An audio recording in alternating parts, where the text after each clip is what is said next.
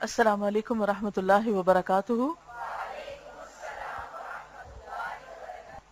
کیا حال ہے سب کا؟ الحمد للہ۔ نحمدہ ونصلی علی رسولہ الکریم، اما بعد فاعوذ باللہ من الشیطان الرجیم، بسم اللہ الرحمن الرحیم۔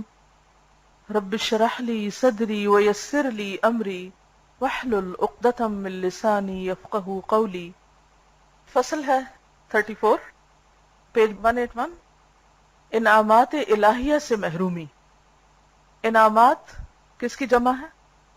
انعام کی، اور الہیہ الہ کی طرف نسبت ہے، یعنی اللہ سبحانہ وتعالی مراد ہے یہاں۔ یعنی اللہ تعالیٰ کے انعامات سے محرومی۔ کون لوگ محروم ہو جاتے ہیں؟ کیونکہ اللہ سبحانہ وتعالیٰ کی رحمتیں تو عام ہیں، وہ تو الرحمن اور الرحیم ہے، وہ اپنے بندوں پہ ظلم بھی نہیں کرتا، وہ کسی کو تکلیف بھی نہیں دینا چاہتا۔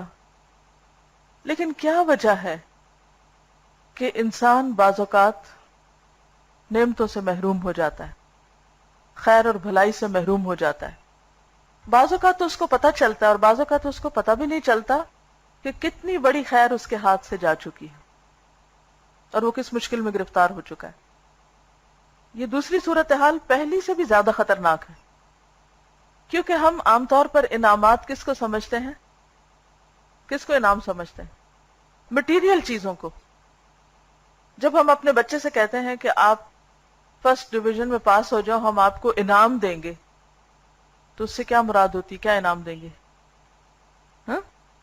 کوئی مادی چیز، کوئی گفٹ وغیرہ، کوئی خوشنما چیز جس سے وہ خوش ہو جائے، اس کو انعام سمجھتے۔ تو بہت سے لوگ سمجھتے ہیں کہ دنیا کی جو نعمتیں ہیں یہی بس انعام ہے، لیکن اس سے بڑے بڑے انعام بھی ہوتے ہیں، اور وہ کیا ہیں؟ کیونکہ ہماری ضروریات صرف مادی نہیں ہیں، جسمانی نہیں ہیں، روحانی بھی ہیں، دنیا کے علاوہ آخرت کی بھی ہیں۔ بہرحال یہاں پر وہ امام ابن قیم الجوزیہ دنیا کے انعامات اور دنیا کی نعمتوں اور دنیا میں ملنے والی خیر و برکت کی طرف اشارہ کر رہے ہیں۔ عام طور پر ہم سمجھتے ہیں کہ گناہ کرنے کا، غلط کام کرنے کا نتیجہ آخرت میں نکلے گا، وہاں سزا ملے گی۔ اگر کوئی غلط کام کر رہا ہو تو عموماً ہم کیا کہتے ہیں کہ ایسا نہ کرو، کیا ہوگا؟ جہنم میں جاؤ گے، اللہ تعالیٰ ناراض ہو جائیں گے، سزا ملے گی، یعنی آخرت کی بات ہوتی ہے عام طور پر۔ لیکن بات یہ ہے کہ بعض اوقات آخرت کے علاوہ دنیا میں بھی انسان بہت سی خیر و بھلائی سے محروم ہو جاتا ہے، خاص طور پر ایسے مواقع سے، ایسے ماحول سے، ایسے لوگوں سے دور ہو جاتا ہے کہ جن کے ساتھ ان کا ایمان بڑھتا ہے، جن سے ان کی روحانی نشو نما ہوتی ہے۔ تو آئیے دیکھتے ہیں کہ یہ کیا لکھتے ہیں۔ کہتے ہیں کہ گناہ کی ایک سزا یہ بھی ہے، یعنی کوئی جیسے جھوٹ بولتا ہے، غیبت کرتا ہے، کسی پہ ظلم کرتا ہے، کوئی بھی غلط کام کرتا ہے، یعنی جو کام اللہ تعالیٰ کو پسند نہیں، نافرمانی کے کام، جب انسان وہ کام کرتا ہے تو بندہ اللہ کے انعامات سے محروم ہو جاتا ہے اور اللہ کی ناراضگی اور خفگی میں مبتلا ہو جاتا ہے۔ کسی بندے سے جب کوئی نعمت سلب کر لی جاتی یعنی لے لی جاتی، یا وہ کسی نکبت اور عذاب میں گرفتار ہو جاتا ہے، تو اس کا سبب اس کی نافرمانی اور عصیان ہی ہوتے ہیں۔ یعنی انسان جب مصیبتوں میں مبتلا ہوتا ہے تو اس کی وجہ کیا ہوتی ہے؟ اس کے اپنے گناہ ہوتے ہیں۔ حضرت علی فرماتے ہیں، ما نزل بلاء الا بذنب ولا رفع بلاء الا بتوبۃ۔ جو مصیبت نازل ہوتی ہے گناہوں کی وجہ سے نازل ہوتی ہے، اور جو مصیبت رفع ہوتی ہے توبہ کی وجہ سے رفع ہوتی ہے۔ تو پھر کرنا کیا چاہیے انسان کو؟ ہر دم اپنے گناہوں کا اعتراف اور توبہ، اپنی غلطیوں پہ نظر۔ لیکن عام طور پہ دیکھا یہ گیا ہے کہ جب کوئی کام خراب ہوتا ہے تو ہم کیا کرتے ہیں؟ کتنے پرسنٹ اپنی غلطی مانتے ہیں اور کتنے پرسنٹ لوگوں کو بلیم کرتے ہیں، اور بعض اوقات اللہ سبحانہ وتعالیٰ کو بھی۔ کیا ہوتا ہے جب کوئی بھی مشکل آتی ہے، کوئی کام بگڑ جاتا ہے، کوئی نقصان ہو جاتا ہے، کچھ ٹوٹ جاتا ہے، کوئی اور چیز بگڑ جاتی ہے، کوئی نعمت ہم سے چھن جاتی ہے، کوئی اچھا کام کرنے کا موقع چلا جاتا ہے، تو ہم سب سے پہلے کیا کرتے ہیں؟ لوگوں کو قصوروار ٹھہراتے ہیں. سب میں عیب نظر آتے ہیں سوائے اپنی ذات کے. اپنے اندر تو صرف ٹیلنٹ اور خوبیاں ہی نظر آتی ہیں اور باقی سب کے عیب.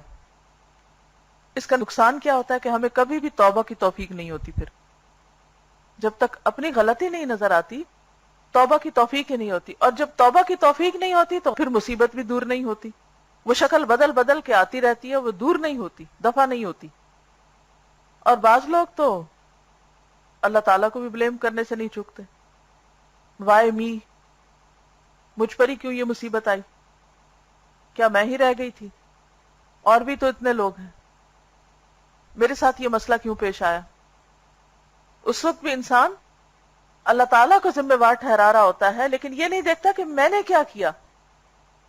تو جب تک ہمارے نگاہوں کا رخ اپنی طرف نہیں پلٹے گا، خود کو جب تک نہیں دیکھیں گے، اپنے آپ کو اینالائز نہیں کریں گے، اپنی غلطیوں کی معافی نہیں مانگیں گے، اس وقت تک اصلاح نہیں ہو سکتی، مسائل حل نہیں ہو سکتے.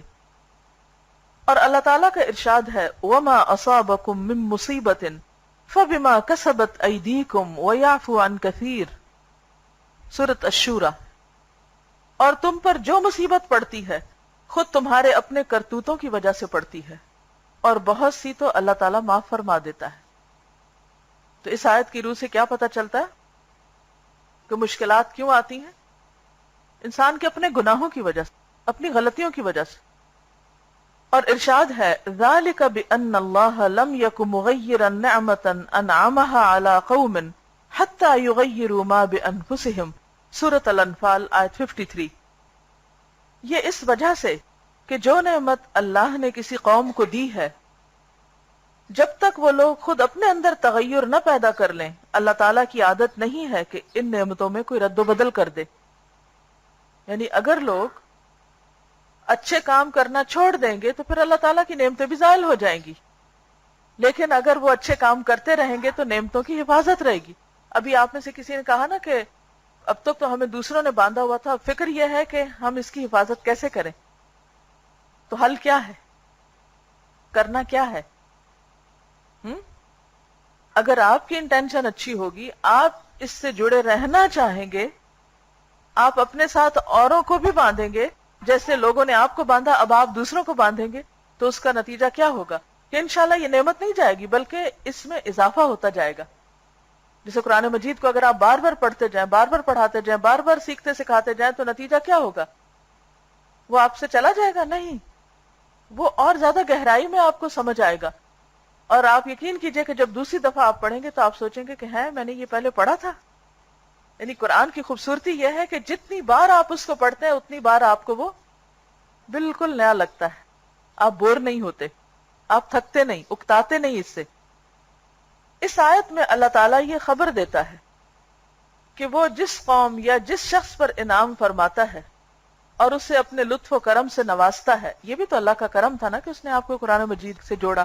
دنیا کے سارے کام ایک طرف اور قرآن مجید ایک طرف. دنیا میں لوگ پتہ نہیں کیا کیا کر رہے ہیں، کن کن چیزوں کے پیچھے بھاگ رہے ہیں، اور اللہ نے آپ کو اپنی کتاب کے پڑھنے کے لیے چن لیا جس کے ایک ایک حرف کے پڑھنے پر 10 نیکیاں. اس عرصے میں جتنی آپ نے نیکیاں کمائی شاید آپ نے پوری زندگی میں نہ کمائی، کیونکہ اتنا وقت ہم عام طور پہ تو قرآن مجید نہیں پڑھتے. اور پھر یہ کہ آپ پڑھنے کے بعد جب بھی کچھ کرنے لگیں گے فوراً آپ کو کوئی نہ کوئی آیت، کوئی نہ کوئی بات یاد آ جائے گی. تو یہی بات یہاں پر کہی جا رہی ہے کہ جب اللہ تعالیٰ کسی کو اپنے لطف و کرم سے نوازتا ہے، اسے اس وقت تک اس نعمت سے محروم نہیں فرماتا جب تک وہ خود اپنے آپ کو محرومی کا حقدار اور مستحق نہ بنا لے. یعنی اس کے اپنے گناہ ہوتے ہیں جس کی وجہ سے پھر وہ نعمت دور ہو جاتی. اچھا، عام طور پر گناہوں میں ہم بڑے بڑے گناہوں کو تو سامنے رکھتے ہیں، ہم کہتے نہیں ہم تو کبھی چوری نہیں کی، ہم نے کبھی کسی کا مال نہیں ہتھیایا، لیکن کچھ گناہ ایسے ہیں جو ہیں بھی کبیرہ اور ہم کرتے بھی جاتے ہیں اور ہمیں احساس بھی نہیں ہوتا. مثلا غیبت. غیبت، دوسروں کی شکایتیں، دوسروں کی برائیاں بیان کرنا کبیرہ گناہ ہے، کبیرہ. لیکن ہم اتنے مزے سے کرتے ہیں اور روزانہ کرتے ہیں اور بغیر اس احساس کے کرتے ہیں کہ ہم برا کر رہے ہیں. تو کیا اس کے نتیجے میں کوئی نعمت ملے گی؟ نہیں، پہلے بھی چھن جائیں گی. اور بدگمانی، ہاں، جھوٹ، اور تہمت لگانا دوسروں پر، جو قصور کسی کا ہے نہیں اس پہ ڈال دینا، مذاق اڑانا، بالکل. جی ہاں، چغلی کرنا کہ بات کچھ ہوتی ہے اور اس کو کسی اور طرح بیان کرنا کہ دوسرے کو کچھ اور نظر آئے. ریاکاری، والدین کی نافرمانی، کبیرہ گناہ، والدین کو ستانا. آج آپ دیکھیے کسی ماں سے پوچھئے کہ آپ کے بچے کیسے ہیں، آپ کے فرما بردار ہیں کہ نہیں، شاید کو ہزاروں میں ایک دو نظر آئیں. اکثریت کا یہی حال ہے. اور اللہ کی نافرمانی، شرک کے بعد سب سے بڑا گناہ جو ہے وہ کیا ہے؟ والدین کی نافرمانی، ان کو ستانا. تو بات یہ ہے کہ یہ ایسے گناہ ہیں کہ جن میں اکثریت مبتلا ہوتی ہے اور پھر توبہ اور اصلاح کا کوئی طریقہ بھی نہیں سوچا جاتا. بندہ جب غلط راہ پر چل پڑتا ہے اور اللہ کی اطاعت اور عبادت کی جگہ معصیت اور گناہ اور شکر گزاری کی جگہ کفران نعمت کرنے لگتا ہے، یعنی نعمتوں کو نعمت سمجھتا ہی نہیں، ان میں کیڑے نکالتا رہتا ہے. جیسے عام طور پر عورتوں کی عادت ہوتی ہے نا کہ اگر شوہر سبزی بھی لے کر آئے تو اس کے اوپر بھی 10 باتیں کریں گی. کوئی چیز کسی بات پہ راضی نہیں، کسی چیز پہ خوش نہیں، ہر چیز میں نقص نکالے جا رہے ہیں. اب نتیجہ کیا ہوتا ہے؟ پھر تعلقات خراب ہو جاتے ہیں. بعض اوقات آپ نے دیکھا ہوگا کہ صرف معمولی سی بات ہوتی ہے اور آپ تبصرہ کر دیتے ہیں اور اس کے نتیجے میں دوسرا شخص اتنا بدمزہ ہو جاتا ہے کہ وہ پھر آپ کی شکل نہیں دیکھنا چاہتا. یہی گھروں میں ہوتا ہے عام طور پر.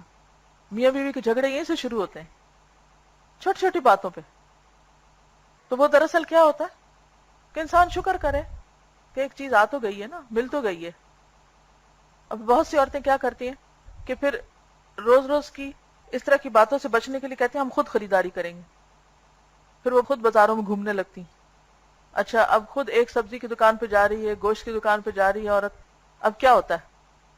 اب بعض اوقات وہ ایک اچھی چیز لینے کے لیے میں نے دیکھا کہ عورتیں ہنس ہنس کے دکانداروں سے باتیں کر رہی ہوتی ہیں.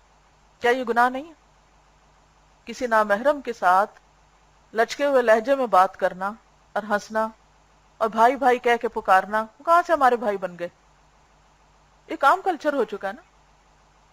گویا ہم ایک طرح سے اپنے آپ کو سیل کر رہے ہوتے ہیں. وہاں کیا ہے؟ اس کا ایک فیور لینے کے لیے کہ وہ ہمیں اچھی چیز دے. تو کیا یہ نیکی کا کام ہوگا؟ یہ بھی گناہ ہے. اب اس کا نتیجہ کیا ہوا ہے کہ عورتیں جب شوہروں کی خریداری پہ، شوہروں کی چوائس پہ، ان کے طریقے پہ راضی نہیں ہوئی اور ان کے بھی کام اپنے ہاتھ میں لے لیے انہوں نے، تو اس کے نتیجے میں کتنی خرابیاں آئیں اور کتنے کام متاثر ہوئے اس کا ہمیں اندازہ ہی نہیں. حالانکہ یہ مسائل کسی اور طرح بھی حل ہو سکتے تھے، تنقید کے بغیر بھی.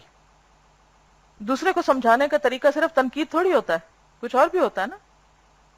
ایک بات تو فرشور ہے کہ اللہ نے مردوں کو ہم سے ایک درجہ اوپر رکھا ہے. ہم مانیں یا نہ مانیں یہ ہماری اپنی غلطی ہے.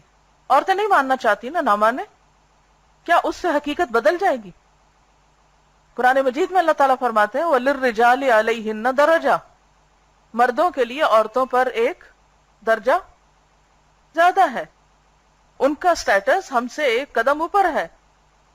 یہ اللہ نے بنایا کیونکہ گھر کا نظام اس کے بغیر چل نہیں سکتا تھا، کیونکہ کسی بھی جگہ پر دو ہیڈ نہیں ہوتے.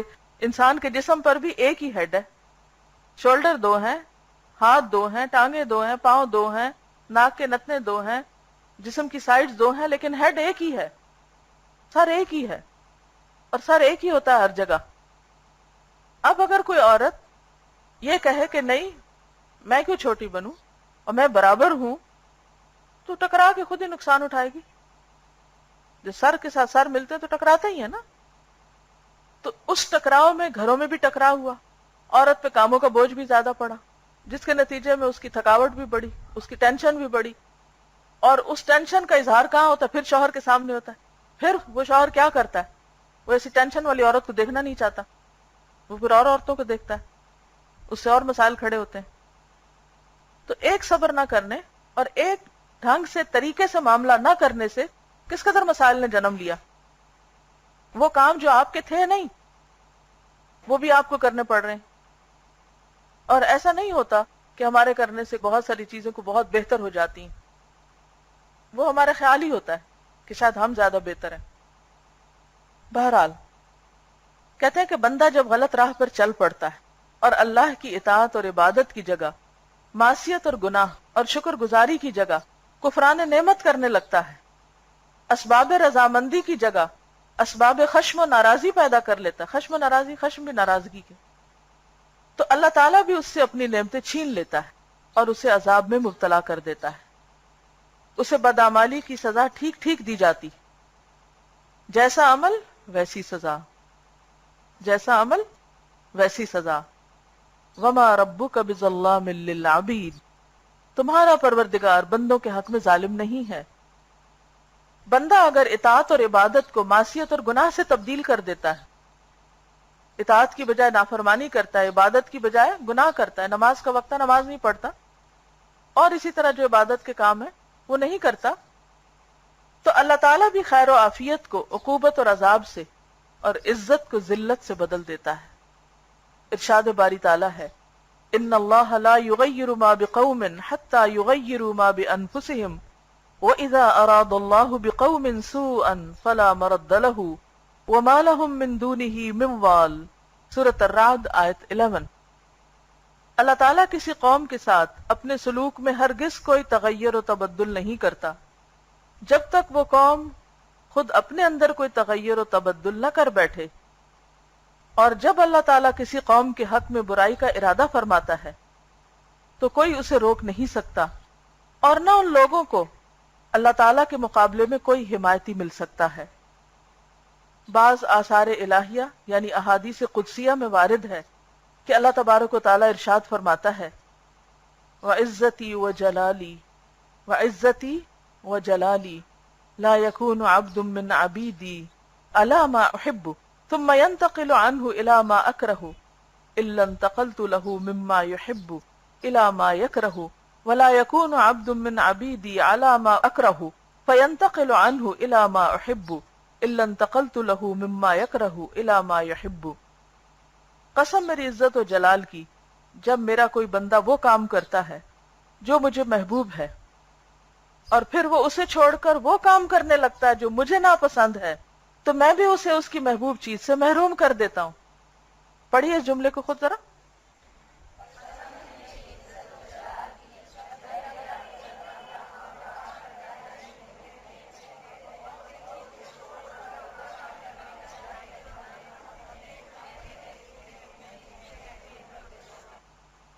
اور جو اسے مکروہ اور ناپسندیدہ ہے اس کی طرف منتقل کر دیتا ہوں، یعنی اسے ایسی چیزوں کی طرف لے جاتا ہوں جو اسے پسند نہ ہو.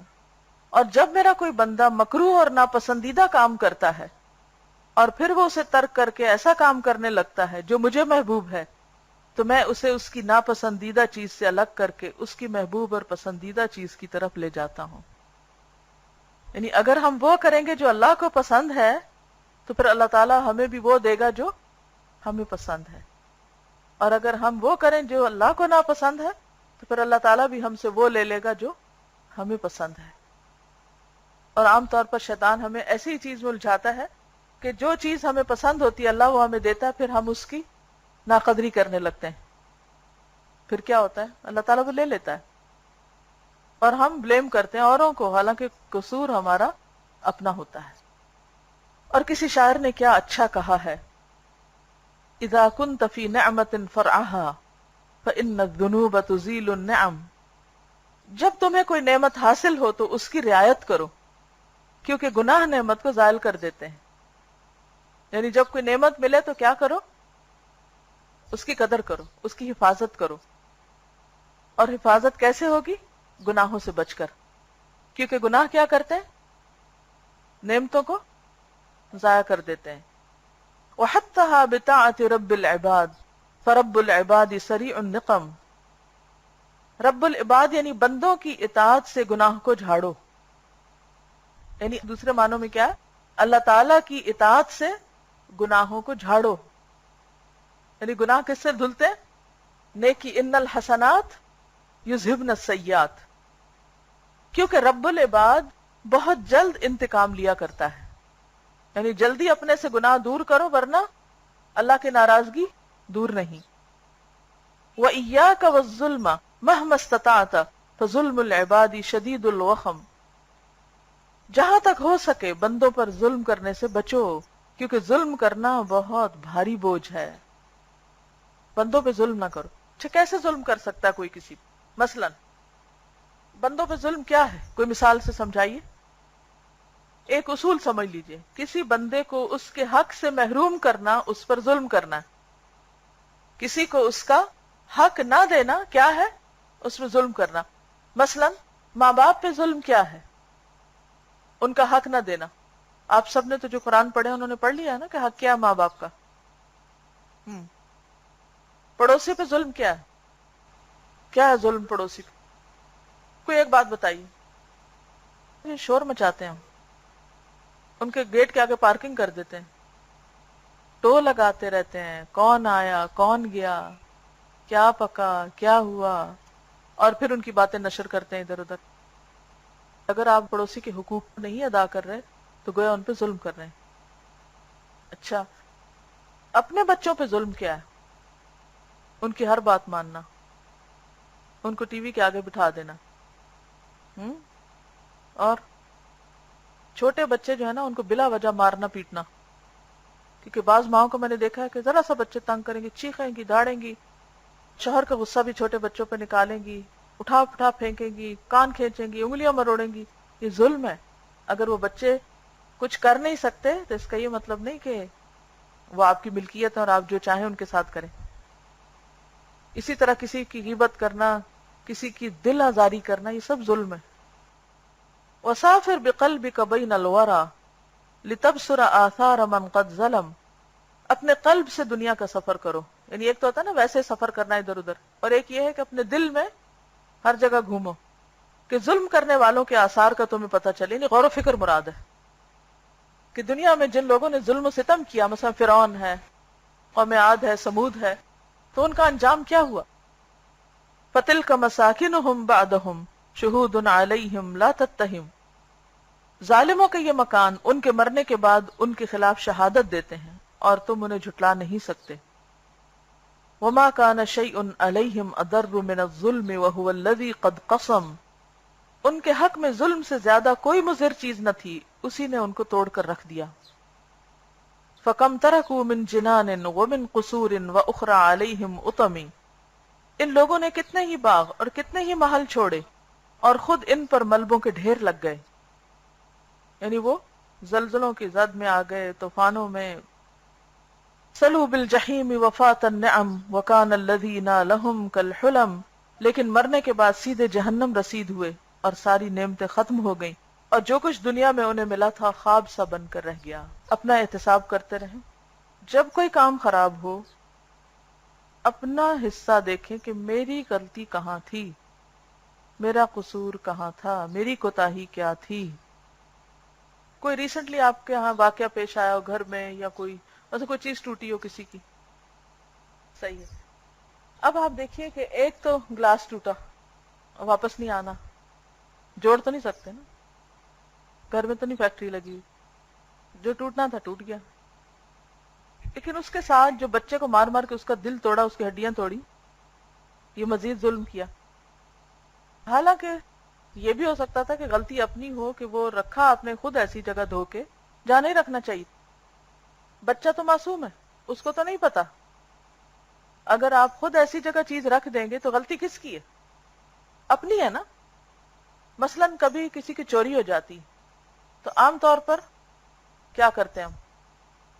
ہر ایک پر بدگمانی، الزام تراشی، بعض اوقات بے گناہوں کو لوگ پٹواتے ہیں، مزید ظلم کرتے ہیں. لیکن بعض اوقات غلطی اپنی ہوتی ہے کہ انسان نے اپنا مال سنبھالا نہیں ہوتا، پوری کیئر نہیں کی ہوتی. جی السلام علیکم. مجھے اسی سے یاد آیا کہ ایک ایس ایم ایس میرے پاس آیا تھا، مجھے بہت ہی اچھا لگا کہ ایک بچے نے اپنے پاپا کی کار کے اوپر کچھ اسکریچ ڈال دیے، اور باپ نے جب دیکھا کہ نیو کار کے اوپر اس نے اس طرح کر دیا تو اس نے بہت زور سے کوئی چیز ماری کہ بچے کی انگلیوں کی ہڈیاں فریکچر ہو گئی.